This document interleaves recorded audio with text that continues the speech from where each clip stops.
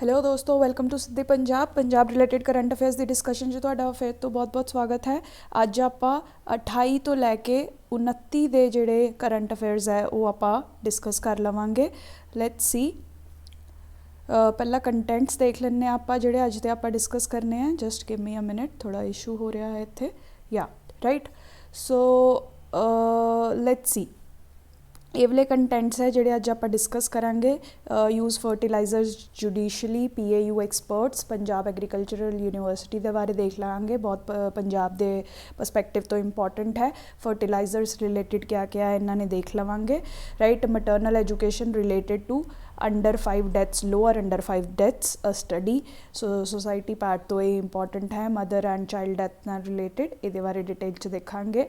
Parliament committee wants new law enacted for CBI, right? CBI बहुत important topic है तो GS2 ਦੇ part ਦਾ। ਗਵਰਨੈਂਸ ਜਾਂ ਪੋਲਿਟੀ ਸੈਕਸ਼ਨ 'ਚ ਤੇ ਕੁਐਸਚਨ ਆਣਾ ਹਾਈਲੀ ਪ੍ਰੋਬੇਬਲ ਹੈ। ਰਾਈਟ, ਇਸ ਲਈ CBI ਤੇ ਡਿਟੇਲਡ ਡਿਸਕਸ਼ਨ ਜੋ ਮੈਂ ਆਲਰੇਡੀ ਕਰ ਚੁੱਕੀ ਹੈ, ਮੈਂ ਉਹਦਾ ਤੁਹਾਨੂੰ ਲਿੰਕ ਪ੍ਰੋਵਾਈਡ ਕਰੂੰਗੀ। ਐਂਡ ਇੱਥੇ ਜੋ ਵੀ ਪਾਰਲੀਮੈਂਟਰੀ ਕਮੇਟੀ ਨੇ ਰਿਕਮੈਂਡੇਸ਼ਨਸ ਦਿੱਤੀਆਂ CBI 'ਚ ਰਿਫਾਰਮ ਲਿਆਉਣ ਲਈ, ਉਹ ਆਪਾਂ ਡਿਸਕਸ ਕਰਾਂਗੇ, ਜਿਹੜਾ ਕਿ ਤੁਸੀਂ ਆਨਸਰਸ 'ਚ ਯੂਜ਼ ਕਰ ਸਕਦੇ ਹੋ। Right, then again an article on Ram Setu. ਪਹਿਲਾਂ ਵੀ ਇਹ ਮੈਂ ਡਿਸਕਸ ਕੀਤਾ ਹੈ, ਬਟ ਇਹ ਕਾਫੀ ਜ਼ਿਆਦਾ ਇੰਪੋਰਟੈਂਟ ਹੈ, ਤਾਂ ਅੱਜ ਫਿਰ ਤੋਂ ਮੈਂ ਡਿਟੇਲ ਵਿੱਚ ਇਹ ਡਿਸਕਸ ਕਰਾਂਗੀ।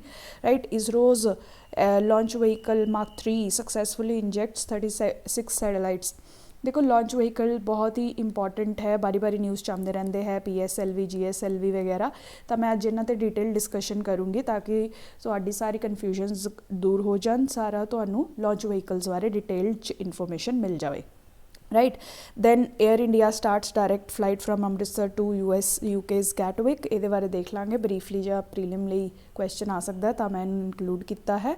ਐਂਡ ਦੈਨ ਨੈਕਸਟ ਡੇ ਦੇ ਜਿਹੜੇ ਕਰੰਟ ਅਫੇਅਰਸ ਹੈ, AI ਇਨ ਜੁਡੀਸ਼ਰੀ ਕਿਵੇਂ ਯੂਜ਼ ਹੋ ਰਹੀ ਹੈ, artificial intelligence in judiciary as an example ਤੁਸੀਂ ਆਨਸਰਸ 'ਚ ਲਿਖ ਸਕਦੇ ਹੋ, ਬਿਕੋਜ਼ AI ਐਜ਼ ਐਨ ਐਸੇ topic is very highly probable.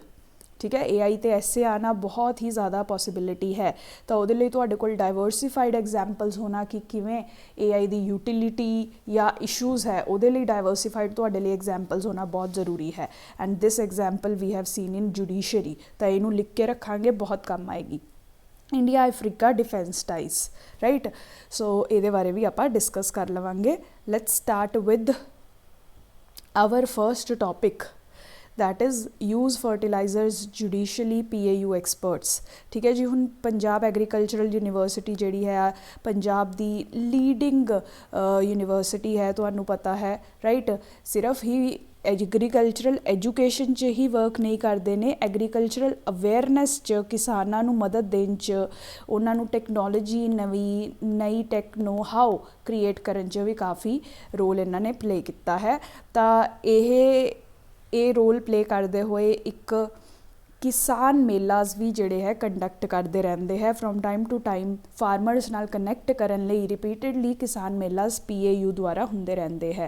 ਅਤੇ ਹੁਣ ਲੇਟੈਸਟ ਕਿਸਾਨ ਮੇਲਾ ਜਿਹੜਾ ਨਿਊਜ਼ 'ਚ ਹੈ ਉਹ ਬਠਿੰਡਾ ਵਿੱਚ ਹੋਇਆ, ਕੰਡਕਟਡ ਬਾਈ PAU। ਐਂਡ ਇਹਦਾ ਥੀਮ ਕਿਆ ਹੈ ਇਸ ਕਿਸਾਨ ਮੇਲੇ ਦਾ? ਆਓ ਖੇਤੀ ਖਰਚ ਘਟਾਈਏ, ਵਾਧੂ ਪਾਣੀ ਖਾਦ ਨਾ ਪਾਈਏ। ਠੀਕ ਹੈ, ਦੇਖੋ ਫਾਰਮਿੰਗ ਪੰਜਾਬ ਦੀ ਸਪੈਸ਼ਲੀ ਫਾਰਮਿੰਗ 'ਚ ਇਸ਼ੂ ਕਿਆ ਹੈ? Over use of fertilisers, over use of even water, flood irrigation ਆਪਾਂ ਯੂਜ਼ ਕਰਦੇ ਹਾਂ। ਠੀਕ ਹੈ, ਕਿਉਂਕਿ ਪੰਜਾਬ ਵਿੱਚ ਹੈਵੀ ਸਬਸਿਡਾਈਜੇਸ਼ਨ ਹੈ ਇਹਨਾਂ ਸਾਰੀਆਂ ਇਨਪੁਟਸ ਦੀ।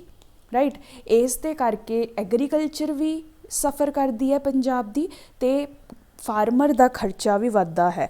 ਇਸ ਲਈ PAU ਨੇ ਇਹ ਕਿਸਾਨ ਮੇਲਾ ਕੰਡਕਟ ਕੀਤਾ ਹੈ ਤਾਂ ਕਿ ਫਾਰਮਰ 'ਚ ਅਵੇਅਰਨੈਸ ਪੈਦਾ ਕੀਤੀ ਜਾਵੇ ਕਿ ਕਿਵੇਂ ਜੁਡੀਸ਼ਲੀ ਪਾਣੀ ਅਤੇ ਖਾਦ, ਫਰਟੀਲਾਈਜ਼ਰ ਐਂਡ ਵਾਟਰ ਨੂੰ ਯੂਟੀਲਾਈਜ਼ ਕਰਨਾ ਹੈ।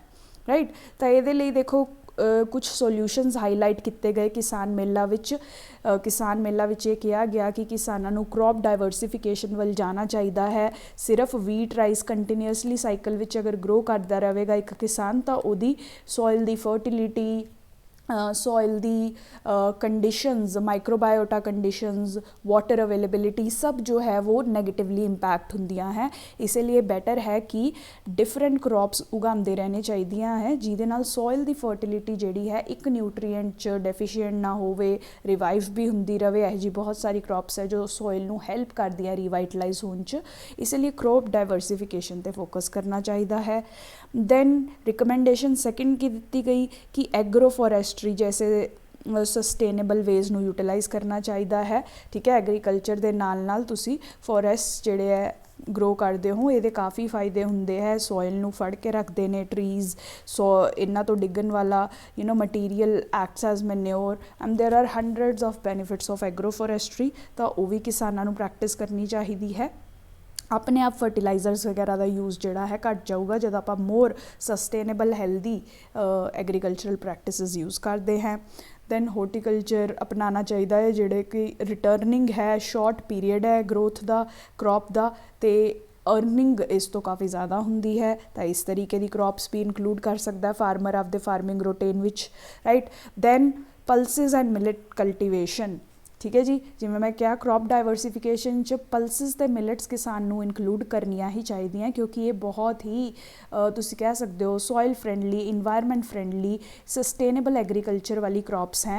ये ना तो ज़्यादा पानी यूज़ करदियां है, ना इन्हों फर्टिलाइजर्स की ज़रूरत है, ना ये सॉइल नूं खराब करदियां है, rather they add value to all these substances. ठीक है, इंडिया ने तो UN विच एफर्ट करके 2023 ਨੂੰ इंटरनेशनल ईयर ऑफ मिलट्स भी डिक्लेयर कराया है। तो इस साल मिलट्स ਨੂੰ बहुत प्रमोट किया जा रहा है। ਉਹਦੇ ਲਈ ਇੰਡੀਅਨ ਬਜਟ ਵਿੱਚ ਡੈਡੀਕੇਟਿਡ ਪ੍ਰੋਵੀਜ਼ਨਸ ਕੀਤੀਆਂ ਗਈਆਂ ਹੈ। ਇੱਕ ਸੈਂਟਰ ਵੀ ਖੋਲ੍ਹਿਆ ਜਾ ਰਿਹਾ ਹੈਦਰਾਬਾਦ ਵਿੱਚ ਤਾਂ ਕਿ ਮਿਲਟਸ ਦੇ ਰਿਸਰਚ ਅਤੇ ਪ੍ਰੋਡਕਸ਼ਨ 'ਤੇ ਫੋਕਸ ਕੀਤਾ ਜਾ ਸਕੇ, ਰਾਈਟ। ਤਾਂ ਮਤਲਬ ਕੀ ਹੈ, ਫਾਰਮਰ ਨੂੰ ਕਾਫੀ ਸਪੋਰਟ ਮਿਲੇਗੀ ਮਿਲਟ ਕਲਟੀਵੇਸ਼ਨ ਵਿੱਚ ਆਉਂਦੇ ਸਾਲ ਵਿੱਚ। ਇਸੇ ਲਈ ਮਿਲਟ ਨੂੰ ਵੀ ਕੰਸੀਡਰ ਕੀਤਾ ਜਾ ਸਕਦਾ ਹੈ ਫਾਰਮਰ ਦੁਆਰਾ, ਰਾਈਟ। ਐਂਡ ਫਾਈਨਲੀ ਇਸ ਮੇਲਾ ਵਿੱਚ ਕਿਹਾ ਗਿਆ ਕਿ PAU ਕੰਸੀਡਰ ਕਰ ਸਕਦਾ ਹੈ ਕਿ ਡਿਪਲੋਮਾ ਕੋਰਸਿਸ ਚਲਾਏ ਜਾਣ ਫਰਟੀਲਾਈਜ਼ਰਸ ਦੀ ਐਜੂਕੇਸ਼ਨ ਵਿੱਚ ਤਾਂ ਕਿ ਕਿਸਾਨ ਜੋ ਹੈ ਓਵਰ ਯੂਜ਼ ਆਫ ਫਰਟੀਲਾਈਜ਼ਰ ਨਾ ਕਰੇ, ਰਾਈਟ। ਇਹ ਸਭ ਇਸ ਕਿਸਾਨ ਮੇਲਾ ਦਾ ਓਬਜੈਕਟਿਵਸ ਐਂਡ ਕੰਸੀਡਰੇਸ਼ਨ ਸੀਗੀਆਂ, ਰਾਈਟ। ਇਹਨਾਂ ਨੂੰ ਤੁਸੀਂ ਲਿਖ ਕੇ ਰੱਖ ਸਕਦੇ ਹੋ, ਇਹ ਕੰਮ ਆ ਸਕਦਾ ਹੈ। PAU ਜਿਹੜੀ ਹੈ ਇੰਪੋਰਟੈਂਟ ਯੂਨੀਵਰਸਿਟੀ ਹੈ ਪੰਜਾਬ ਦੀ, ਤਾਂ PAU ਨਾਲ ਰਿਲੇਟਿਡ ਕੁਐਸਚਨ ਪ੍ਰੀਲਿਮਸ ਮੇਨਸ ਦੋਨਾਂ 'ਚ ਆ ਸਕਦਾ ਹੈ। ਤਾਂ ਆਪਾਂ ਹੁਣ ਪ੍ਰੀ ਸਪੈਸੀਫਿਕ ਫੈਕਚੁਅਲ ਇਨਫੋਰਮੇਸ਼ਨ ਵੀ ਕਰ ਲੈਂਦੇ ਹੈ ਅਤੇ ਥੋੜ੍ਹਾ ਰੋਲ ਵੀ ਦੇਖ ਲਾਂਗੇ PAU ਦਾ ਓਵਰਆਲ ਤਾਂ ਕਿ ਤੁਸੀਂ ਆਨਸਰਸ 'ਚ ਯੂਜ਼ ਕਰ ਸਕੋ। ਤਾਂ ਦੇਖੋ 1962 ਵਿੱਚ ਐਸਟੈਬਲਿਸ਼ ਹੋਈ ਸੀ। ਆ ਤੁਸੀਂ ਦੇਖ ਸਕਦੇ ਹੋ ਇੰਡੀਆ ਦੇ ਪਹਿਲੇ ਪ੍ਰਾਈਮ ਮਿਨਿਸਟਰ ਜਿਹੜੇ ਜਵਾਹਰ ਲਾਲ ਨਹਿਰੂ ਨੇ ਉਹ ਇਹਨੂੰ ਇਨੋਗਰੇਟ ਕਰ ਰਹੇ ਹੈ। 1962 ਦੇ ਵਿੱਚ ਇਹ ਫਸਟ ਟਾਈਮ ਐਸਟੈਬਲਿਸ਼ ਕੀਤੀ ਗਈ ਸੀ।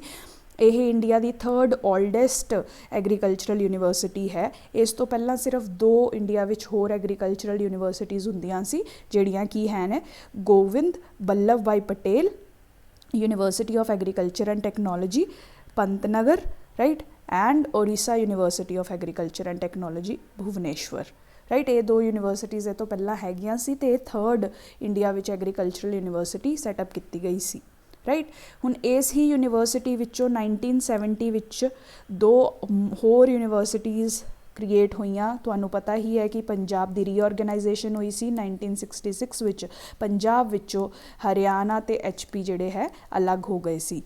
तां उस ही ਕੰਟੈਕਸਟ ਵਿੱਚ ਇਹ ਯੂਨੀਵਰਸਿਟੀ ਵੀ 2 ਨਵੇਂ ਹਿੱਸਿਆਂ ਵਿੱਚ ਵੱਟ ਗਈ ਸੀ, ਤੁਸੀਂ ਕਹਿ ਸਕਦੇ ਹੋ। ਉਹਦੇ ਵਿੱਚੋਂ ਹਰਿਆਣਾ ਐਗਰੀਕਲਚਰਲ ਯੂਨੀਵਰਸਿਟੀ ਵੀ ਨਿਕਲੀ ਅਤੇ HP ਕਿਸਾਨ ਵਿਸ਼ਵਵਿਦਿਆਲਿਆ ਵੀ ਐਸਟੈਬਲਿਸ਼ ਕੀਤਾ ਗਿਆ 1970 ਵਿੱਚ, ठीक है। PAU स्टेट एग्रीकल्चरल यूनिवर्सिटी है, याद रखना है, ठीक है। कई यूनिवर्सिटीज़ सेंटर के अंडर आंदियां ने, कई यूनिवर्सिटी स्टेट के अंडर आंदियां हैं। तो PAU जिहड़ी है ये पंजाब गवर्नमेंट के अंडर आती है, पंजाब गवर्नमेंट के रूल्स रेगूलेशनस के अकॉर्डिंग ये चलेगी।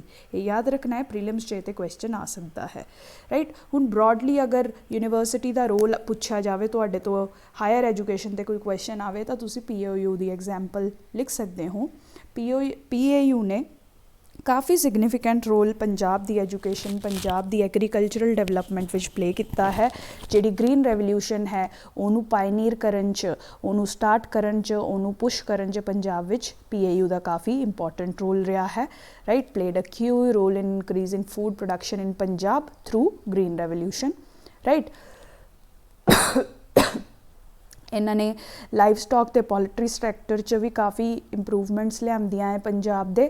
ਇਹਨੂੰ ਬੈਸਟ ਐਗਰੀਕਲਚਰਲ ਯੂਨੀਵਰਸਿਟੀ ਦਾ ਵੀ ਅਵਾਰਡ ਮਿਲ ਚੁੱਕਿਆ ਹੈ। ਦੈਟ ਮੀਨਸ ਐਗਰੀਕਲਚਰਲ ਐਜੂਕੇਸ਼ਨ 'ਚ ਵੀ ਕਾਫੀ ਇੰਪੋਰਟੈਂਟ ਰੋਲ ਪਲੇ ਕਰਦੀ ਰਹੀ ਹੈ ਯੂਨੀਵਰਸਿਟੀ, ਅਤੇ ਐਗਰੀਕਲਚਰਲ ਅਵੇਅਰਨੈਸ ਜਨਰੇਸ਼ਨ 'ਚ ਵੀ ਸਿਗਨੀਫਿਕੈਂਟ ਰੋਲ ਹੈ। ਜਿਵੇਂ ਤੁਸੀਂ ਆ ਦੇਖ ਰਹੇ ਹੋ, ਜਿਵੇਂ ਕਿ ਇਹ ਕਿਸਾਨ ਮੇਲਾ ਕੰਡਕਟ ਕੀਤਾ ਗਿਆ at Bathinda to raise awareness about judicious use of water and fertilisers in agriculture, right.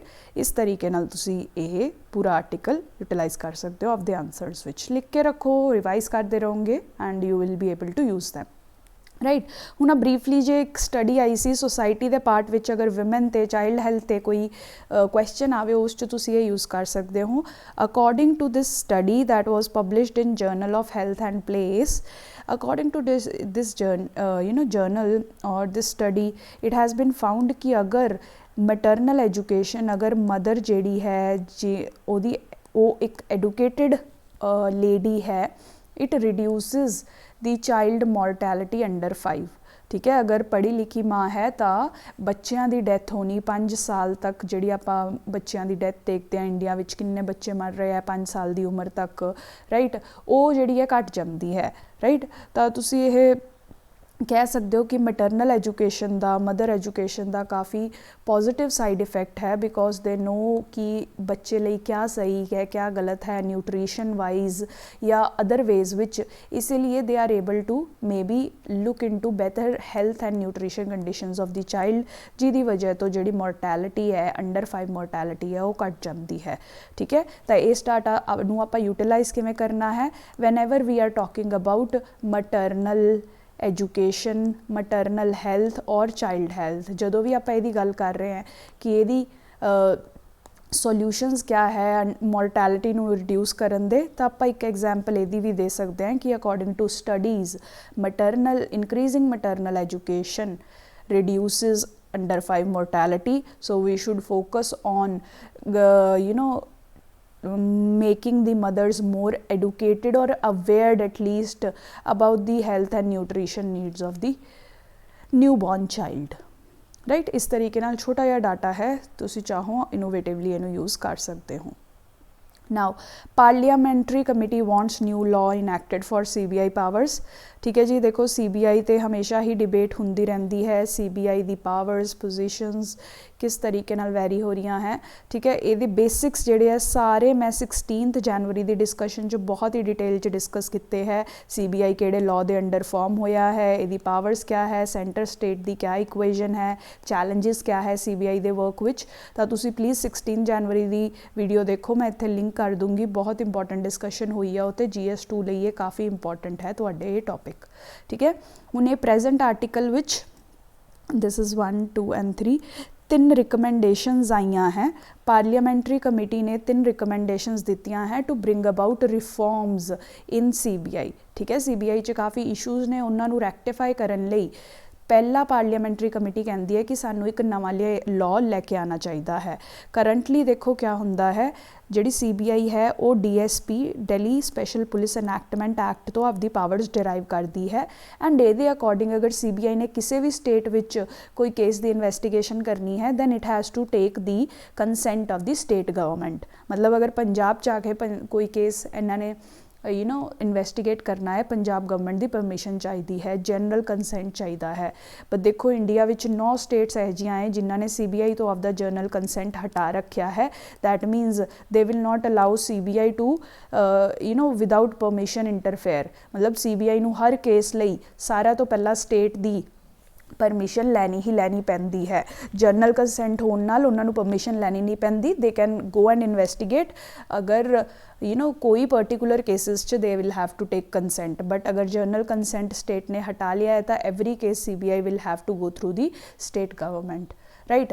ਤਾਂ ਪਾਰਲੀਮੈਂਟਰੀ ਕਮੇਟੀ ਦਾ ਮੰਨਣਾ ਹੈ ਕਿ ਇਸ ਤਰੀਕੇ ਨਾਲ CBI ਦੀ ਫਰੀडम, ਇੰਡੀਪੈਂਡੈਂਸ, ਵਰਕਿੰਗ 'ਤੇ ਇੰਪੈਕਟ ਹੁੰਦਾ ਹੈ। ਇਸੇ ਲਈ ਇਸ ਪ੍ਰੋਵੀਜ਼ਨ ਨੂੰ ਚੇਂਜ ਕਰਨਾ ਚਾਹੀਦਾ ਹੈ, ਇੱਕ ਨਿਊ ਲਾਅ ਲਿਆਇਆ ਜਾਣਾ ਚਾਹੀਦਾ ਹੈ ਜਿਸ 'ਚ CBI ਦੀ status, functions, powers as a free federal agency ਜਿਹੜੀ ਹੈ ਰਿਟਨ ਹੋਣੀਆਂ ਚਾਹੀਦੀਆਂ ਹੈ। ਮਤਲਬ ਇੱਕ ਨਿਊ ਲਾਅ ਬਣਾਇਆ ਜਾਵੇ ਜਿਸ 'ਚ ਕਲੀਅਰਲੀ CBI ਦੀ ਪਾਵਰਸ, CBI ਦੀ ਸਟੇਟਸ, CBI ਦੀ ਇੰਡੀਪੈਂਡੈਂਸ ਜਿਹੜੀ ਹੈ ਡਿਫਾਈਨਡ ਰਹਿਣੀ ਚਾਹੀਦੀ ਹੈ, ਰਾਈਟ। ਉਸ ਤੋਂ ਬਾਅਦ ਪਾਰਲੀਮੈਂਟਰੀ ਕਮੇਟੀ ਨੇ ਕਿਹਾ ਕਿ ਮੋਰ ਦੈਨ 1000 ਵੈਕੈਂਸੀਜ਼ ਜਿਹੜੀਆਂ ਹੈ CBI ਵਿੱਚ ਦੇਖੀਆਂ ਗਈਆਂ ਨੇ। ਅਗਰ ਤੁਸੀਂ ਐਗਜ਼ੈਕਟ ਦੇਖੋ ਤਾਂ 1709 ਵੈਕੈਂਟ ਪੋਜੀਸ਼ਨਸ ਹੈ CBI ਵਿੱਚ, ਠੀਕ ਹੈ। This is a very compromising situation. ਆਪਾਂ ਪਹਿਲਾਂ CAPF 'ਚ ਵੀ ਡਿਸਕਸ ਕੀਤਾ ਸੀ। ਅਗਰ ਇੱਕ ਏਜੰਸੀ ਹੈ ਉਹਦੇ ਕੋਲ ਬੰਦੇ ਹੀ ਨਹੀਂ ਹੈ, ਰਾਈਟ, ਉਹਦਾ ਵਰਕ ਪਰਫੋਰਮ ਕਰਨ ਦੇ, ਤਾਂ ਕਿਵੇਂ ਇਹ ਏਜੰਸੀ ਜਿਹੜੀ ਹੈ ਸਕਸੈਸਫੁਲ ਹੋਊਗੀ ਆਪਦੇ ਟਾਸਕ, ਆਪਦੇ ਰੋਲ ਵਿੱਚ, ਠੀਕ ਹੈ। ਇਟ ਇਜ਼ ਇਸੇ ਲਈ ਪਾਰਲੀਮੈਂਟਰੀ ਕਮੇਟੀ ਹੈ ਜਿਹੜੀ ਉਹ ਕਹਿੰਦੀ ਹੈ ਬਹੁਤ ਇੰਪੋਰਟੈਂਟ ਹੈ ਕਿ ਜਿੰਨੀਆਂ ਵੈਕੈਂਸੀਜ਼ ਹੈ ਉਹਨਾਂ ਨੂੰ ਟਾਈਮਲੀ ਫਿਲ ਕੀਤਾ ਜਾਵੇ, ਰਾਈਟ। ਉਸ ਤੋਂ ਬਾਅਦ ਥਰਡ, ਟਰਾਂਸਪੇਰੈਂਸੀ ਦੇ ਪਰਸਪੈਕਟਿਵ ਤੋਂ। ਟਰਾਂਸਪੇਰੈਂਸੀ ਦਾ ਕੀ ਮਤਲਬ ਹੈ? ਛੋਟੇ ਹੁੰਦੇ ਤੁਸੀਂ ਪੜ੍ਹਿਆ ਹੋਣਾ ਹੈ ਟਰਾਂਸਪੇਰੈਂਸੀ, ਓਪੇਸਿਟੀ। ਓਪੇਕ ਕੀ ਹੁੰਦਾ ਸੀ? ਜਿਹਦੇ ਪਿੱਛੇ ਤੁਹਾਨੂੰ ਕੁਛ ਨਹੀਂ ਦਿਖਦਾ, ਓਪੇਕ ਚੀਜ਼ ਉਹ ਹੁੰਦੀ ਹੈ, ਰਾਈਟ। ਟਰਾਂਸਪੇਰੈਂਸੀ ਕਿਆ ਹੈ ਕਿ ਤੁਹਾਨੂੰ ਵਿਜ਼ੀਬਲ ਹੈ ਅੰਡਰਨੀਥ ਆਲ ਦਿਸ ਸ਼ੀਟ।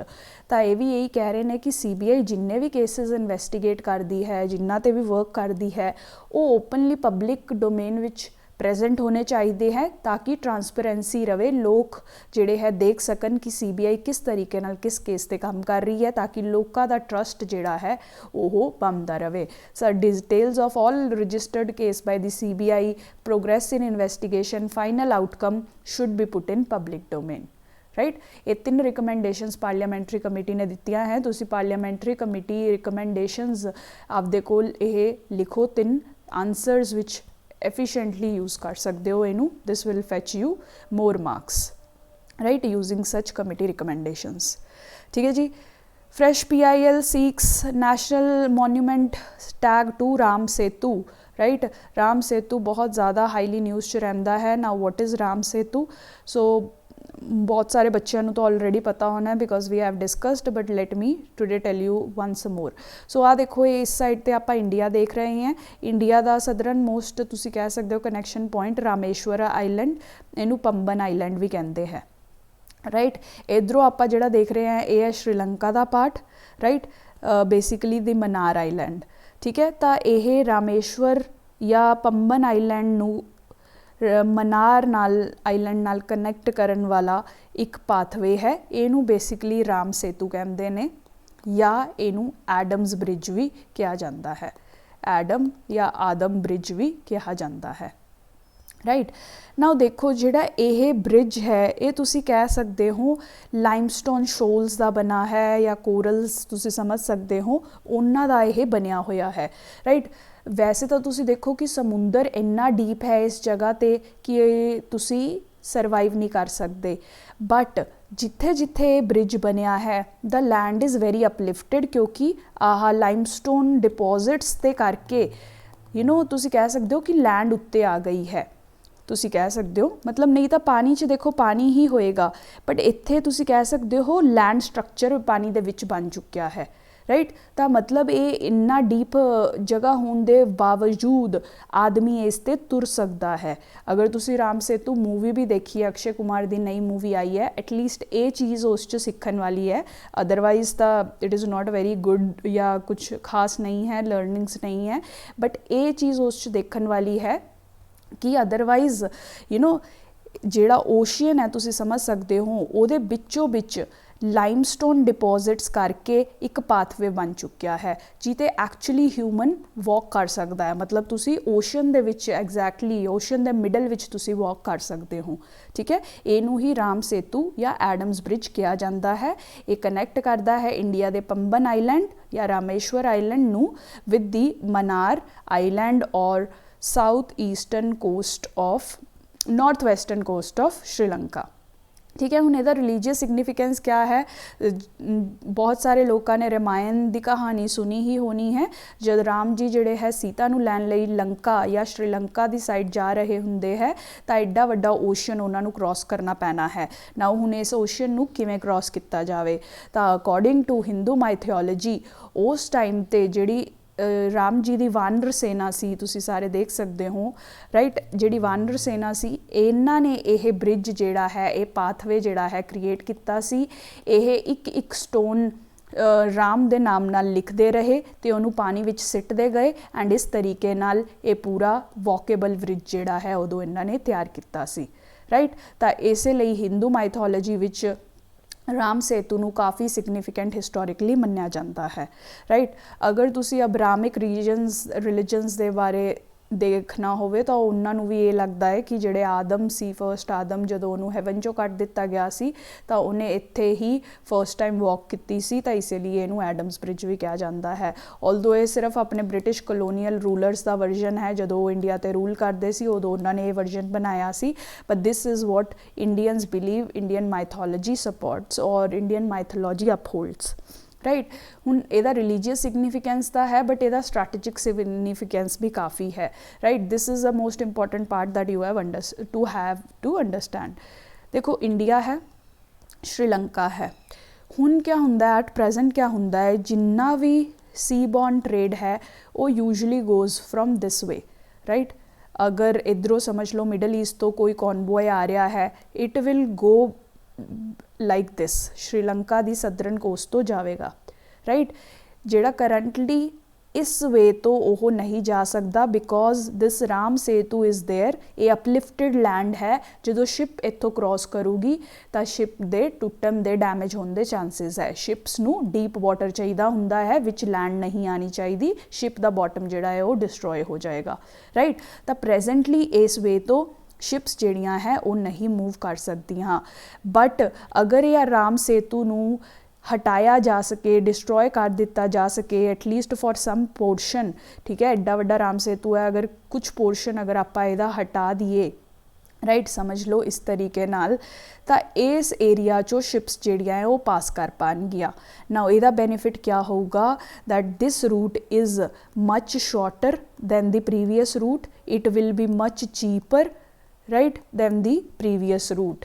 ਇਸੇ ਲਈ ਜਿਹੜੇ ਹੈ ਇੱਕ ਲੌਬੀ ਹੈ ਵਰਲਡ ਦੀ ਜਿਹੜੀ ਕਿ ਇਹ ਪ੍ਰੋਪੋਗੇਟ ਕਰ ਰਹੀ ਹੈ ਕਿ ਰਾਮ ਸੇਤੂ ਨੂੰ ਮੋਡੀਫਾਈ ਕੀਤਾ ਜਾਵੇ ਅਤੇ ਇੱਥੇ ਸ਼ਿਪਿੰਗ ਪਾਥਵੇਜ਼ ਬਣਾਉਣ ਦੀ ਕੋਸ਼ਿਸ਼ ਕੀਤੀ ਜਾਵੇ। Whereas there are people in India who believe that ਇਹ ਸਾਡੀ ਕਲਚਰਲ ਹੈਰੀਟੇਜ, ਰਿਲੀਜੀਅਸ ਹੈਰੀਟੇਜ ਦਾ ਪਾਰਟ ਹੈ, ਤਾਂ ਇਹਨੂੰ ਕਿਸੇ ਵੀ ਤਰੀਕੇ ਨਾਲ ਡਿਸਟਰੋਏ ਨਹੀਂ ਕਰਨਾ ਚਾਹੀਦਾ, ਰਾਦਰ ਇਹਨੂੰ ਨੈਸ਼ਨਲ ਮੋਨੂਮੈਂਟ ਦਾ ਦਰਜਾ ਦੇਣਾ ਚਾਹੀਦਾ ਹੈ ਅਤੇ ਉਸ ਲੈਵਲ ਦੀ ਪ੍ਰੋਟੈਕਸ਼ਨ ਦੇਣੀ ਚਾਹੀਦੀ ਹੈ ਰਾਈਟ। ਅਤੇ ਇਨਵਾਇਰਮੈਂਟਲਿਸਟ ਨੂੰ ਵੀ ਇਹ ਲੱਗਦਾ ਹੈ ਕਿ ਇਹ ਜਿਹੜੇ ਲਾਈਮਸਟੋਨ ਕੋਰਲਸ ਹੈ ਇੱਥੇ ਬਹੁਤ ਸਾਰੀ ਬਿਗ ਡਾਇਵਰਸਿਟੀ ਹੈ, ਅਗਰ ਅਸੀਂ ਇੱਥੇ ਇਹਨੂੰ ਡਿਸਟਰੋਏ ਕਰਕੇ ਸ਼ਿਪਿੰਗ ਵੇ ਬਣਾਵਾਂਗੇ ਤਾਂ ਇਹ ਬਾਇਓਡਾਇਵਰਸਿਟੀ ਲਈ ਵੀ ਕਾਫੀ ਹਾਨੀਕਾਰਕ ਹੋਊਗਾ ਰਾਈਟ। ਤਾਂ ਇਨਵਾਇਰਮੈਂਟਲਿਸਟ ਅਤੇ ਕਲਚਰਲਿਸਟ ਤੁਸੀਂ ਕਹਿ ਸਕਦੇ ਹੋ ਰਿਲੀਜੀਅਸ ਲੋਕ ਇੰਡੀਆ ਦੇ ਰਾਮ ਸੇਤੂ ਨੂੰ ਬਹੁਤ ਅਪੋਜ਼ ਕਰਦੇ ਹੈ, ਇਸੇ ਲਈ ਤੁਸੀਂ ਸਾਰੀ ਸਟਰਗਲ ਦੇਖਦੇ ਰਹਿੰਦੇ ਹੋ ਰਾਈਟ।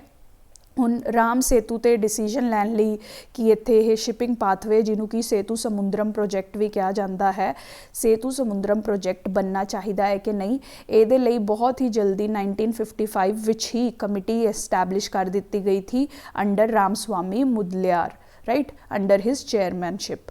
ਇਹਨਾਂ ਨੇ ਵੀ ਇਹੀ ਰਿਕਗਨਾਈਜ਼ ਕੀਤਾ ਕਿ ਕਾਫੀ ਸਾਰੇ ਇਕੋਲੋਜੀਕਲ ਪ੍ਰੋਬਲਮਸ ਇਹ ਬ੍ਰਿਜ ਜਿਹੜਾ ਹੈ, ਇਹ ਪਾਥਵੇ ਜਿਹੜਾ ਹੈ ਕ੍ਰੀਏਟ ਕਰ ਸਕਦਾ ਹੈ। Economic cost of dredging the this channel is also very high, ਠੀਕ ਹੈ, ਕਿਉਂਕਿ ਇੱਥੇ ਬਹੁਤ ਸਾਰੀ ਸੈਂਡ ਵੀ ਹੋਏਗੀ, ਪੱਥਰ ਐਂਡ ਆਲ ਹੋਏਗਾ, ਉਹਨੂੰ ਪੂਰਾ ਨਿਕਾਲਣ 'ਚ ਹੀ ਬਹੁਤ ਪੈਸਾ ਲੱਗਣਾ ਹੈ। ਇਸੇ ਲਈ ਇਹਨਾਂ ਨੇ ਵੀ ਐਡਵਾਈਸ ਕੀਤਾ ਸੀ ਕਿ ਇਹ ਬ੍ਰਿਜ ਨਹੀਂ ਬਣਨਾ ਚਾਹੀਦਾ।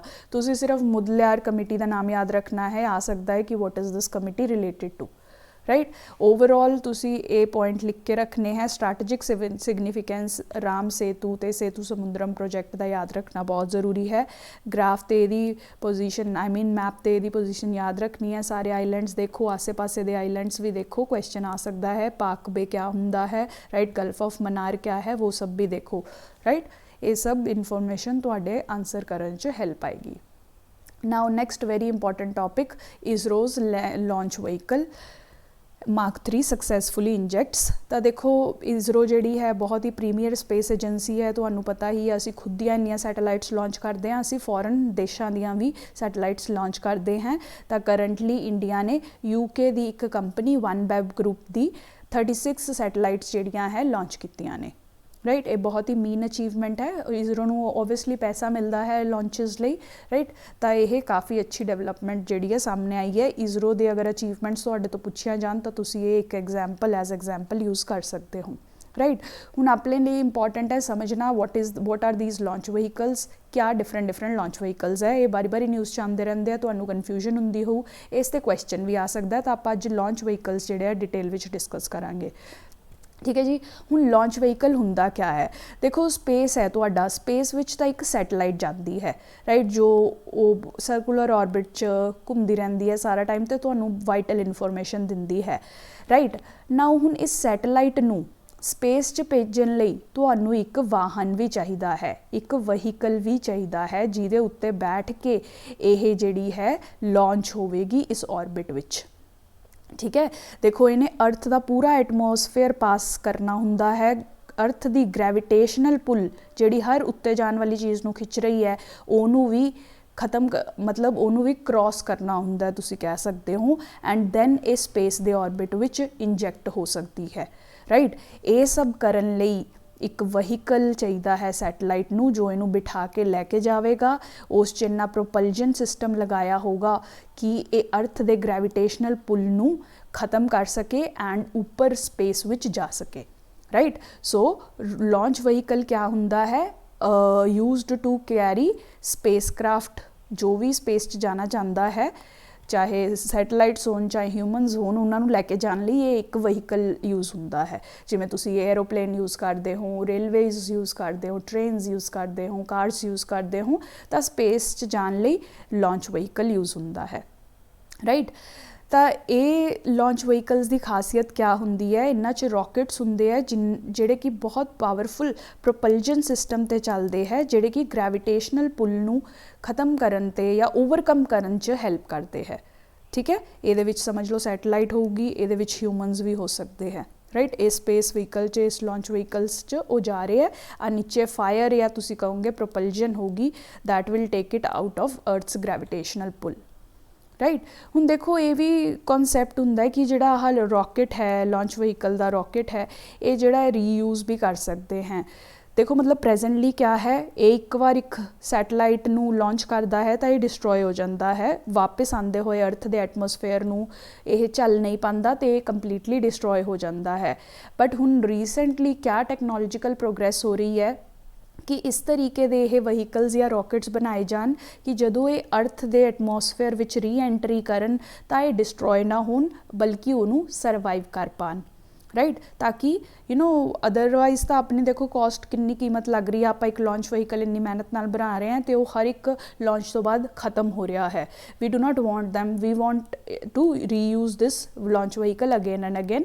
ਤਾਂ ਇਸ ਲਈ ਆਪਾਂ ਨੂੰ ਬਸ ਇਹਦੇ ਅਰਾਊਂਡ ਇੱਕ ਇਹੋ ਜਿਹੀ ਪ੍ਰੋਟੈਕਟਿਵ ਸ਼ੀਲਡ ਡਿਵੈਲਪ ਕਰਨੀ ਪੈਣੀ ਹੈ ਕਿ ਜਦੋਂ ਇਹ ਅਰਥ ਵਿੱਚ ਰੀ-ਐਂਟਰੀ ਕਰ ਰਿਹਾ ਹੈ ਉਦੋਂ ਇਹ ਡਿਸਟਰੋਏ ਨਾ ਹੋਵੇ, ਰਾਈਟ। ਤਾਂ ਇਸ 'ਤੇ ਹੀ ਸਾਇੰਟੀਫਿਕ ਪ੍ਰੋਗਰੈਸ ਜਿਹੜੀ ਹੈ ਪ੍ਰੈਜ਼ੈਂਟਲੀ ਚੱਲ ਰਹੀ ਹੈ ਕਿ ਰੀਯੂਜ਼ੇਬਲ ਇਹਨੂੰ ਕਿਵੇਂ ਬਣਾਇਆ ਜਾ ਸਕੇ, ਰਾਈਟ। ਇਸ ਨੂੰ ਰੀਯੂਜ਼ੇਬਲ ਲਾਂਚ ਵਹੀਕਲ ਟੈਕਨੋਲੋਜੀ ਡੈਮੋਨਸਟ੍ਰੇਟਰ ਕਹਿੰਦੇ ਨੇ। ਇੰਡੀਆ ਨੇ ਇਹ ਕੁਝ ਫਸਟ ਮਾਡਲ ਬਣਾਇਆ ਹੈ, ਹਜੇ ਇਹਨੂੰ ਟੈਸਟ ਕੀਤਾ ਹੈ, ਹਜੇ ਫੁੱਲ ਰੀਯੂਜ਼ੇਬਲ ਰੌਕਟ ਜਿਹੜੇ ਹੈ ਡਿਵੈਲਪ ਹੋਣੇ ਹੈ ਫਿਊਚਰ ਵਿੱਚ, ਠੀਕ ਹੈ। ਇਹ 'ਤੇ ਕੁਐਸਚਨ ਆ ਸਕਦਾ, ਇਸ ਲਈ ਬਰੀਫਲੀ ਇਹ ਤੁਹਾਨੂੰ ਸਮਝਾਇਆ ਹੈ। ਹੁਣ ਆਪਾਂ ਲਾਂਚ ਵਹੀਕਲਸ ਦੇਖ ਲੈਂਦੇ ਹਾਂ ਡਿਫਰੈਂਟ ਟਾਈਪਸ ਦੇ, ਰਾਈਟ। ਤਾਂ ਦੇਖੋ ਸਭ ਤੋਂ ਪਹਿਲਾ ਲਾਂਚ ਵਹੀਕਲ ਜਿਹੜਾ ਇੰਡੀਆ ਵਿੱਚ ਯੂਟੀਲਾਈਜ਼ ਹੋਣਾ ਸ਼ੁਰੂ ਹੋਇਆ ਸੀ ਉਹ ਸੀ SLV ਜਾਂ ਸੈਟੇਲਾਈਟ ਲਾਂਚ ਵਹੀਕਲ, ਰਾਈਟ। ਇਹ ਸਭ ਤੋਂ ਛੋਟਾ ਜਾਂ ਅਰਲੀਐਸਟ ਸਟੇਜ ਆਫ ਲਾਂਚ ਵਹੀਕਲ ਸੀ, ਤੁਸੀਂ ਕਹਿ ਸਕਦੇ ਹੋ।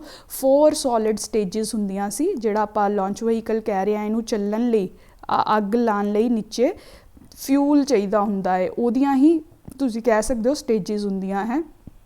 ਇਸ 'ਚ 4 ਸਟੇਜਸ ਹੁੰਦੀਆਂ ਸੀ, 4 ਸੋਲਿਡ ਸਟੇਜਸ ਫਿਊਲ ਦੀਆਂ ਸੀਗੀਆਂ, ਇੱਕ ਇੱਕ ਕਰਕੇ ਬਰਨ ਕਰਨਗੇ ਅਤੇ ਰੋਕਟ ਨੂੰ ਉੱਤੇ ਪ੍ਰੋਪੈਲ ਕਰਨਗੇ, ਰਾਈਟ। ਇਹ SLV ਸੀ। ਇਹ ਸਿਰਫ 17 ਟਨਸ ਤੱਕ मतलब ਇਹਦਾ weight खुद ਦਾ 17 टन्स ਹੁੰਦਾ ਸੀ ਤੇ 40 kg ਤੱਕ ਜਿਹੜਾ ਹੈ ਕਿਸੇ ਸੈਟੇਲਾਈਟ ਜਾਂ ਕਿਸੇ ਪ੍ਰੋਜੈਕਟ ਨੂੰ ਆਊਟਰ ਸਪੇਸ ਵਿੱਚ ਲਾਂਚ ਕਰ ਸਕਦਾ ਸੀ ਸਿਰਫ 40 kg ਤੱਕ ਦੇ weight ਤੱਕ। ठीक है, पेलोड हुंदा जिन्ना भी समान जा रहा है ये उत्ते, सैटेलाइट हो गया या होर जिन्ने भी इंस्ट्रूमेंट्स इक्विपमेंट जा रहे हैं उन्होंने पेलोड कहते हैं। ठीक है, तो ये उत्ते पेलोड जिहड़ा है 40 kg तक चढ़ के जा सकता है। राइट नाउ इस तो बाद आपां लॉन्च की augmented satellite launch vehicle technology. Augmented satellite launch vehicle technology. ठीक है, तुसीं बस इन्ना च फ़र्क क्या होएगा, एडवांसमेंट होंदी जा रही है, जिहड़े इन्हां दे फ्यूल्स है वो बैटर होंदे जाणगे, इन्हां दी कैरिंग कैपेसिटी वधदी जाएगी। जिवें हुण इस च क्या सी, इस च आपां 5 स्टेज प्रोपेलेंट यूज़ किया। Right, all solid again. ठीक है, नाउ ये 150 kg तक पेलोड जिहड़ा है लैके जा सकती सी। ठीक है, SLV 40 kg, ये 150 तक लैके जा सकती है। राइट, इस तो बाद हुण ये दोनों तो प्रेजेंटली रिटायर हो चुके हैं, ये टैक्नोलॉजीज़ काफ़ी पुरानियां हैं। Now presently we are using PSLV, polar satellite launch vehicle. Right, basically ये 4 स्टेजिज ने अगेन। ठीक है, सॉलिड लिक्विड ऑल्टरनेटिवली यूज़ होंदा है। राइट, जिहड़े लिक्विड है वो थोड़ी बैटर टैक्नोलॉजी है तुसीं कह सकते हो। उस तो बाद क्रायोजैनिक जिहड़ी है उस तो भी बैटर फ्यूल होंदा है। तो इसलिए मतलब इन्हां च कुछ शॉर्ट कमिंग्स भी होंदियां, इसीलिए सॉलिड लिक्विड ऑल्टरनेटिवली यूज़ होंदा है PSLV विच। ते ये 1600 kg तक दा पेलोड जिहड़ा है आउटर स्पेस विच लॉन्च कर सकता है। देखो 10 टाइम्स हो गया है with new liquid fuel that has come up. ठीक है, ये टैक्नोलॉजिकल प्रोग्रेशन का मीनिंग होंदा है। तो हुण आपां PSLV भी यूज़ कर रहे हैं, one of the most successful launch vehicles है, प्रेजेंटली भी ये बहुत यूज़ होंदा है। राइट, ये बहुत ही सिग्निफिकेंट है। इस तो अगे वाली जिहड़ी टैक्नोलॉजी है GSLV Mark 1 Mark 2, फर्स्ट 2 एदियां समझ लो टैक्नोलॉजीज़, जिहदे विच 3 स्टेजिज यूज़ होंदियां है। ते सारे नालों अपर स्टेज जिहड़ी है उस च क्रायोजैनिक इंजन, क्रायोजैनिक फ्यूल यूज़ होंदा है। राइट, क्रायोजैनिक मैं इत्थे नहीं समझा रही, काफ़ी लंबी डिस्कशन हो जाएगी, उन्होंने फिर कभी पिकअप करांगे। But right, very low temperature ते तुसीं कह सकते हो नाइट्रोजन वगैरह इस प्रेजेंट होंदे, ऑक्सीजन प्रेजेंट होंदे है। ये फ्यूल दी एक टाइप है, बस ये याद रखो। राइट, जिवें आपां पेट्रोल यूज़ करते हैं कारां विच, कोल यूज़ करते हैं, उस तरीके नाल इत्थे भी फ्यूल डिफरेंट काइंड दे यूज़ होंदे है। One type of fuel is cryogenic fuel, जो कि इंडिजीनियसली इंडिया ने ही ये टैक्नोलॉजी, ये फ्यूल जिहड़ा है आपदे लई डेवलप किया है। राइट, किसी तो आपां खरीदी नहीं है, टैक्नोलॉजी खुद आपां ये डेवलप की है। राइट, ना हुण जिहड़ा GSLV है वो 414 टन तक जिहड़ा पेलोड, कहने का मतलब है कि 200 तो 2500 kg तक दे पेलोड नू लॉन्च कर सकता है। 2500 kg तक दे पेलोड नू लॉन्च कर सकता है। राइट, तो लेटेस्ट टैक्नोलॉजी जिहड़ी अपने कोल है GSLV Mark 3 या इनू LV लॉन्च वहीकल Mark 3 भी कहते हैं। राइट, ये लेटेस्ट टैक्नोलॉजी अपने कोल चल रही है। राइट, ये कैपेसिटी देखो, ये भी 3 स्टेजिज ऑफ फ्यूल है। ठीक है, 2 सॉलिड है एंड थर्ड जिहड़ी है मतलब एक सॉलिड है, लिक्विड है एंड क्रायोजैनिक स्टेट जिहड़ी इहदी क्रायोजैनिक फ्यूल है जिहड़ा ओहदा ओह यूज़ होंदा है। राइट, एंड दैन ये इस तो भी ज़्यादा 2500 तो भी ज़्यादा वेट जिहड़ा है लॉन्च कर सकती है। ठीक है, 4 टन तक तुसीं कह सकते हो या 4000 kg तक इहदी कैपेसिटी होंदी है। 4000 और बियॉन्ड तक ये जिहड़ा पेलोड है वो एटमोसफेयर विच लॉन्च कर सकती है। जस्ट तुसीं देख सकते हो कि प्रोग्रेशन, टैक्नोलॉजी प्रोग्रेशन किवें हो रहा है। अगर तुसीं चाहो एग्जाम्स विच इस तरीके नाल इंडिया दी टैक्नोलॉजिकल प्रोग्रेशन नू रिप्रजेंट भी करके आओ, ये तुहानू अच्छे मार्क्स दिलाएगी। Right, launch vehicle technology in India. Right, इस तरीके नाल तुसीं इहनू यूज़ करना है। ठीक है, इस यही वर्ड्स च लिखा होया PSLV one of the most successful रहा है वहीकल। GSLV Mark 3। राइट, जिहड़ा अपना गगनयान मिशन है जिन्हें ह्यूमन नू, इंडियन एस्ट्रोनॉट्स नू बाहर लैके जाना है, स्पेस विच लैके जाना है। राइट, वो भी जिहड़े है ਲਾਂਚ ਵਹੀਕਲ ਮਾਰਕ 3 ਟੈਕਨੋਲੋਜੀ ਦੇ ਥਰੂ ਹੀ ਲਾਂਚ ਹੋਣਗੇ, ਠੀਕ ਹੈ, ਕਿਉਂਕਿ ਜਦ ਹਿਊਮਨ ਜਾਣਗੇ, ਹਿਊਮਨ ਦਾ ਵੇਟ ਪਲੱਸ ਉਹਨਾਂ ਨੂੰ ਸਪੋਰਟ ਕਰਨ ਲਈ ਪੇਲੋਡ ਜਿਹੜਾ ਹੈ ਕਾਫੀ ਹੈਵੀ ਹੋਣਾ ਹੈ। ਤਾਂ ਆਪਾਂ ਸਾਰੇ ਨਾਲ ਲੇਟੈਸਟ ਟੈਕਨੋਲੋਜੀ LMV3 ਜਿਹੜੀ ਹੈ, ਜਿਹੜੀ ਕਿ 4000 kg ਤੋਂ ਜ਼ਿਆਦਾ ਦਾ ਪੇਲੋਡ ਬਾਹਰ ਲੈ ਕੇ ਜਾ ਸਕਦੀ ਹੈ, ਸਪੇਸ 'ਚ ਲੈ ਕੇ ਜਾ ਸਕਦੀ ਹੈ, ਉਹਨੂੰ ਯੂਜ਼ ਕਰਾਂਗੇ, ਰਾਈਟ। ਹੁਣ ਇੱਕ ਹੁੰਦੇ ਆ ਸਮॉल ਸੈਟੇਲਾइट ਲਾਂਚ ਵਹੀਕਲਸ, ਜਿਹੜੇ ਕਿ ਹੁਣ ਲੇਟੈਸਟ ਬਣ ਰਹੇ ਹੈ, ਇਨ ਡਿਵੈਲਪਮੈਂਟ ਹੈ, ਤਾਂ ਕਿ ਛੋਟੇ ਛੋਟੇ ਸੈਟੇਲਾइट्स ਛੋਟੇ ਛੋਟੇ ਪੇਲੋਡਸ ਨੂੰ ਲੋ ਕੋਸਟ 'ਤੇ ਸਪੇਸ ਵਿੱਚ ਲਾਂਚ ਕੀਤਾ ਜਾ ਸਕੇ। ਇਹ ਵੀ ਅੰਡਰ ਡਿਵੈਲਪਮੈਂਟ ਹੈ, ਇਸਰੋ ਇਹਨਾਂ 'ਤੇ ਕੰਮ ਕਰ ਰਿਹਾ ਹੈ। ਬਿਜ਼ਨਸ ਪਰਸਪੈਕਟਿਵ ਤੋਂ ਇਹ ਕਾਫੀ ਇੰਪੋਰਟੈਂਟ ਹੈ। ਕੰਪਨੀਜ਼ ਵਗੈਰਾ ਛੋਟੀ ਸੈਟੇਲਾइट्स ਕੰਟਰੀਜ਼ ਜਿਹੜੀਆਂ ਲਾਂਚ ਕਰਨਾ ਚਾਹੁੰਦੀਆਂ ਉਹਨਾਂ ਨੂੰ ਲਾਂਚ ਕਰਨ 'ਚ ਹੈਲਪ ਕਰੇਗਾ ਔਰ ਇਸਰੋ ਨੂੰ ਬਿਜ਼ਨਸ ਦੇਵੇਗਾ, ਰਾਈਟ। ਸੋ SLV ਰਿਟਾਇਰ ਹੋ ਚੁੱਕੇ ਨੇ। that is what is there in the launch vehicles। ਇਹ ਹੁੰਦੇ ਆ launch vehicles, ਇਹਨੂੰ ਆਪਾਂ ਬੇਸਿਕ ਯਾਦ ਰੱਖਣਾ ਹੈ। ਮੇਨਸ 'ਚ ਕੁਐਸਚਨ ਵੀ ਆ ਸਕਦਾ, ਪ੍ਰੀਲਿਮਸ 'ਚ ਵੀ, ਰਾਈਟ। ਹੁਣ ਇਸਰੋ ਦੇ ਲਾਂਚ ਵਹੀਕਲ ਪ੍ਰੋਗਰਾਮ 'ਤੇ ਇਹਦੇ ਡਿਫਰੈਂਟ ਸੈਂਟਰਸ ਨੇ। ਸਭ ਤੋਂ ਇੰਪੋਰਟੈਂਟ ਸੈਂਟਰ ਹੈ Vikram Sarabhai space centre. Vikram Sarabhai space centre ਜਿਹੜਾ ਕਿ ਤਿਰੂਵਨੰਤਪੁਰਮ ਕੇਰਲਾ ਵਿੱਚ ਲੋਕੇਟਡ ਹੈ, ਠੀਕ ਹੈ। ਇੱਥੇ ਡਿਜ਼ਾਈਨ ਅਤੇ ਡਿਵੈਲਪਮੈਂਟ ਹੁੰਦੀ ਹੈ ਲਾਂਚ ਵਹੀਕਲਸ ਦੀ। Then liquid propulsion system centres, right. ਇੱਥੇ ਲਿਕੁਇਡ ਅਤੇ ਕ੍ਰਾਇਓਜੈਨਿਕ ਫਿਊਲ ਨੂੰ ਬਣਾਇਆ ਜਾਂਦਾ ਹੈ, ਲਾਂਚ ਵਹੀਕਲਸ ਦੇ ਫਿਊਲ ਨੂੰ ਬਣਾਇਆ ਜਾਂਦਾ ਹੈ। ਅਤੇ ਐਕਚੁਅਲ ਲਾਂਚ ਕਿੱਥੇ ਹੁੰਦਾ ਹੈ launch vehicle? Satish Dhawan space centre ਜਾਂ ਸ਼ਾਰ ਇਹਨੂੰ ਕਹਿੰਦੇ ਨੇ। ਇੱਥੋਂ ਜਿਹੜੇ ਸਾਰੇ ਸੈਟੇਲਾਈਟਸ ਆ ਉਹ ਲਾਂਚ ਹੁੰਦੀਆਂ, ਸਪੇਸ ਵਹੀਕਲਸ ਜਿਹੜੇ ਇੱਥੇ ਆ ਕੇ ਆਪਰੇਸ਼ਨਲਾਈਜ਼ ਹੁੰਦੇ ਨੇ, ਰਾਈਟ। ਇਹਨਾਂ 'ਤੇ ਵੀ ਕੁਐਸਚਨ ਆ ਸਕਦਾ ਹੈ, ਤਾਂ ਇਸ ਲਈ ਇਹਨੂੰ ਵੀ ਯਾਦ ਰੱਖਣ ਦੀ, ਇਹਨਾਂ ਤਿੰਨਾਂ ਕੰਪਲੈਕਸਿਸ ਨੂੰ ਯਾਦ ਕਰਨ ਦੀ ਕੋਸ਼ਿਸ਼ ਰੱਖੋ। ਇਹ ਤਿਰੂਵਨੰਤਪੁਰਮ 'ਚ ਹੈ ਦੋਨੋਂ, ਕੇਰਲਾ, ਰਾਈਟ। ਇਹ ਮਹੇਂਦਰਗਿਰੀ ਉੜੀਸਾ ਵਿੱਚ ਹੈ, right. This is in Andhra Pradesh, right. ਛੋਟੀ ਜਿਹੀ ਨਿਊਜ਼ ਹੈ, ਜ਼ਿਆਦਾ ਇੰਪੋਰਟੈਂਟ ਨਹੀਂ ਹੈ। Air India starts, air India ਨੇ ਫਸਟ ਡਾਇਰੈਕਟ ਫਲਾਈਟ ਸਟਾਰਟ ਕੀਤੀ ਹੈ ਅੰਮ੍ਰਿਤਸਰ ਟੂ UK's ਗੈਟਵਿਕ। ਇਹ ਨਾਮ ਆ ਸਕਦਾ ਹੈ, ਇਸ ਲਈ ਮੈਂ ਇੰਟਰੋਡਿਊਸ ਕੀਤਾ ਹੈ। ਗੈਟਵਿਕ ਜੋ ਹੈ UK ਦਾ ਸੈਕਿੰਡ ਲਾਰਜੈਸਟ ਏਅਰਪੋਰਟ ਹੈ, ਰਾਈਟ। ਫਸਟ ਤਾਂ ਸਭ ਨੂੰ ਹੀ ਪਤਾ ਹੋਊਗਾ, ਪੰਜਾਬੀਆਂ ਨੂੰ ਤਾਂ specially, right. Right in the comment box if you know ਕਿ ਫਸਟ ਲਾਰਜੈਸਟ UK ਦਾ ਏਅਰਪੋਰਟ ਕਿਹੜਾ ਹੈ। ਸਾਰੀ ਫਲਾਈਟਸ ਮੇਜਰਲੀ ਦੁਨੀਆ ਦੀਆਂ ਉੱਥੇ ਹੀ ਜਾਂਦੀਆਂ। If you want to go anywhere in the world you have to be present on that airport of UK, right. Second largest ਹੈ Gatwick and Amritsar ਤੋਂ ਗੈਟਵਿਕ ਦੀ ਫਲਾਈਟ ਲਾਂਚ ਕੀਤੀ ਹੈ। Just remember about Gatwick, UK ਦਾ second largest airport, right. ਹੁਣ artificial intelligence in judiciary. Artificial intelligence ਜਿਹੜੀ ਹੈ ਅੱਜ ਕੱਲ੍ਹ ਹਿਊਮਨ ਨੂੰ ਸਪੋਰਟ ਕਰਨ ਲਈ ਕਾਫੀ ਯੂਟੀਲਾਈਜ਼ ਆ ਰਹੀ ਹੈ ਡਿਫਰੈਂਟ ਏਰੀਆ 'ਚ। One such area is judiciary. Latest example ਆਈ ਹੈ ਕਿ ਪੰਜਾਬ ਹਰਿਆਣਾ ਹਾਈ ਕੋਰਟ ਵਿੱਚ ਆਰਟੀਫਿਸ਼ੀਅਲ ਇੰਟੈਲੀਜੈਂਸ ਯੂਜ਼ ਕੀਤੀ ਗਈ to give out a judgement, to give out a decision, ਠੀਕ ਹੈ। ਪੰਜਾਬ ਹਰਿਆਣਾ ਹਾਈ ਕੋਰਟ ਵਿੱਚ ਜੱਜ ਨੇ ਚੈਟ GPT ਯੂਜ਼ ਕੀਤਾ, ਇੱਕ ਵੈਰੀ ਹਾਈਲੀ ਟ੍ਰੇਨਡ ਰੋਬੋਟ ਤੁਸੀਂ ਕਹਿ ਸਕਦੇ ਹੋ ਇਹ ਹੁੰਦਾ ਹੈ, ਜਾਂ ਆਰਟੀਫਿਸ਼ੀਅਲ ਇੰਟੈਲੀਜੈਂਸ ਇਹ ਹੁੰਦੀ ਹੈ, ਰਾਈਟ। ਇਹਦੇ ਵਿੱਚ ਦੁਨੀਆ ਭਰ ਦੇ cases, judgements, legal provisions add ਕੀਤੀਆਂ ਜਾਂਦੀਆਂ ਹੈ ਤਾਂ ਕਿ ਇਹ ਇੱਕ ਰੀਜ਼ਨੇਬਲ ਸੋਲਿਊਸ਼ਨ 'ਤੇ ਬਾਹਰ ਆ ਸਕੇ। ਤਾਂ ਜਦੋਂ ਪੰਜਾਬ ਹਰਿਆਣਾ ਹਾਈ ਕੋਰਟ ਦੇ ਜੱਜ ਨੇ ਆਪਦੀ ਕੁਐਰੀ ਚੈਟ GPT ਵਿੱਚ ਪਾਈ, ਉਹਨੇ ਕੁਛ ਰਿਸਪੌਂਸ ਦਿੱਤਾ ਐਂਡ ਇਸ ਜੱਜ ਨੇ ਆਪਦੀ ਜਜਮੈਂਟ, ਆਪਦੀ ਰੀਡਿੰਗ ਪਲੱਸ AI ਦਾ ਰਿਸਪੌਂਸ ਮਿਕਸ ਕਰਕੇ ਆਪਦਾ ਫਾਈਨਲ ਡਿਸੀਜਨ ਦਿੱਤਾ, right? So you can use this as an example that Punjab Haryana High Court used artificial intelligence, used the facilities of AI chatbot ChatGPT to give the legal judgment, ਠੀਕ ਹੈ। ਜਦੋਂ ਵੀ artificial intelligence ਦੀ significance ਤੁਹਾਡੇ ਤੋਂ ਪੁੱਛੀ ਜਾਵੇ ਤਾਂ ਤੁਸੀਂ ਇੱਕ ਜੁਡੀਸ਼ੀਅਲ ਪਰਸਪੈਕਟਿਵ ਵੀ ਦੇ ਸਕਦੇ ਹੋ ਕਿ ਜੁਡੀਸ਼ਰੀ ਦਾ ਬਰਡਨ ਘੱਟ ਕਰਨ 'ਚ ਕੰਮ ਆ ਸਕਦਾ ਹੈ।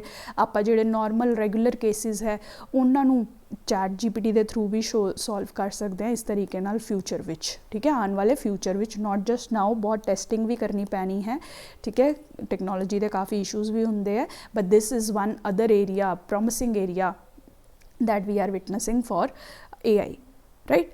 ਉਸ ਤੋਂ ਬਾਅਦ India Africa relations. India Africa ਦੇ ਆਰਮੀ ਚੀਫਸ ਦੀ ਫਰਸਟ ਕਨਕਲੇਵ ਹੋ ਰਹੀ ਹੈ, ਠੀਕ ਹੈ। ਫਰਸਟ ਟਾਈਮ ਇਹ ਜੀ ਕੋਈ ਕਨਕਲੇਵ ਹੋ ਰਹੀ ਹੈ ਜਿੱਥੇ ਇੰਡੀਆ ਅਤੇ ਅਫਰੀਕਨ ਕੰਟਰੀਜ਼ ਦੇ ਜਿਹੜੇ ਆਰਮੀ ਚੀਫਸ ਹੈ ਉਹ ਮਿਲ ਰਹੇ ਨੇ, ਠੀਕ ਹੈ। ਇਹ ਸਭ ਪਾਰਟ ਹੈ ਇੰਡੀਆ ਅਫਰੀਕਾ ਦੀ ਮਿਲਟਰੀ ਡਿਪਲੋਮੇਸੀ ਦਾ, ਬਹੁਤ ਇੰਪੋਰਟੈਂਟ ਹੈ ਮਿਲਟਰੀ ਡਿਪਲੋਮੇਸੀ ਜਾਂ ਡਿਫੈਂਸ ਟਾਈਜ਼, ਠੀਕ ਹੈ। ਅਫਰੀਕਾ 'ਚ ਤੁਸੀਂ ਦੇਖੋ ਕਿ ਬਹੁਤ ਜ਼ਿਆਦੀਆਂ ਕੰਟਰੀਜ਼ ਹੈ, 50 to 60 countries are there in this African continent, ਅਤੇ ਇੰਡੀਆ ਕੰਟੀਨਿਊਸਲੀ ਟਰਾਈ ਕਰਦਾ ਰਹਿੰਦਾ ਹੈ to connect with these countries on economic basis, on social basis and even on defence basis, right. ਹੁਣ ਇੰਡੀਆ ਨੇ ਦੇਖੋ ਅਫਰੀਕਾ ਨਾਲ, ਦੇਖੋ ਅਫਰੀਕਾ ਜਿਹੜੀ ਹੈ ਨਾ ਇੱਕ ਬਹੁਤ ਵੱਡੀ ਬਡਿੰਗ ਮਾਰਕੀਟ ਹੈ ਇੰਡੀਅਨ ਪ੍ਰੋਡਕਟਸ ਲਈ, ਤਾਂ ਇੰਡੀਆ ਅਫਰੀਕਾ ਨਾਲ ਹਮੇਸ਼ਾ ਰਿਲੇਸ਼ਨਸ ਜਿਹੜੇ ਅੱਛੇ ਰੱਖੂਗਾ, specially in the defence sector. India ਕੋਲ ਬਹੁਤ ਪੋਟੈਂਸ਼ੀਅਲ ਹੈ ਕਿ ਇੰਡੀਆ ਆਪਦੇ ਡਿਫੈਂਸ ਐਕਸਪੋਰਟਸ ਜਿਹੜੇ ਹੈ ਇਹਨਾਂ ਛੋਟੇ ਅਫਰੀਕਨ ਨੇਸ਼ਨਸ ਨੂੰ ਦੇ ਸਕੇ। ਇਹਨਾਂ ਨੇਸ਼ਨਸ ਕੋਲ ਦੇਖੋ ਕੋਈ ਜ਼ਿਆਦਾ ਡਿਫੈਂਸ ਟੈਕਨੋਲੋਜੀ ਨਹੀਂ ਹੈ, कोई ज़्यादा रिसोर्सिस नहीं है, तो इसीलिए इंडिया जी है काफ़ी लेटेस्ट टैक्नोलॉजी एक्सपोर्ट्स जोड़े इन्हों प्रोवाइड कर सकता है, राइट। इसलिए आप इन्हों नाल मिलिटरी लैवल पर इंगेज हो रहे हैं, यह जे आर्मी कॉन्कलेव्स कर रहे हैं, राइट। ओवरऑल अगर तुहानूं इंडिया अफ्रीका रिलेशनस से लिखण लई आ जाए या डिफेंस टाइज से लिखण लई आ जाए, तुसीं ये सारे पॉइंट्स लिख सकते हो किवें असीं डिफेंस के सैक्टर विच कोलैबोरेट कर रहे हैं। Firstly we are conducting joint exercises, for example AFINDEX जिहड़ी है कल परसों ही ये जिहड़ी जॉइंट मिलिटरी एक्सरसाइज है दोनों कंट्रीज़ दे विच होके हटी है, राइट।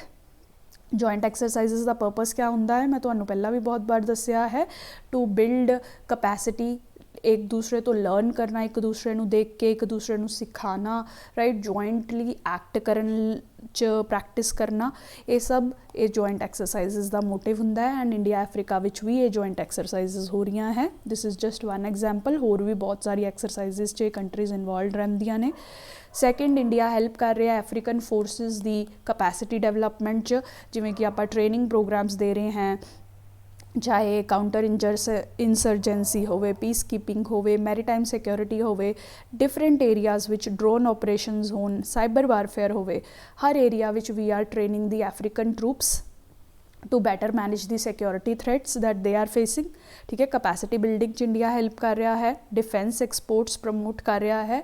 इंडिया ने ये पूरा कॉन्कलेव डिज़ाइन ही क्यों किया है, इंडिया एग्जीबिशन भी ला रहा है फ्राइडे नू, defence exhibition for African Nations, ताकि वो अपने तो डिफेंस इक्विपमेंट्स जिहड़े खरीद सकन।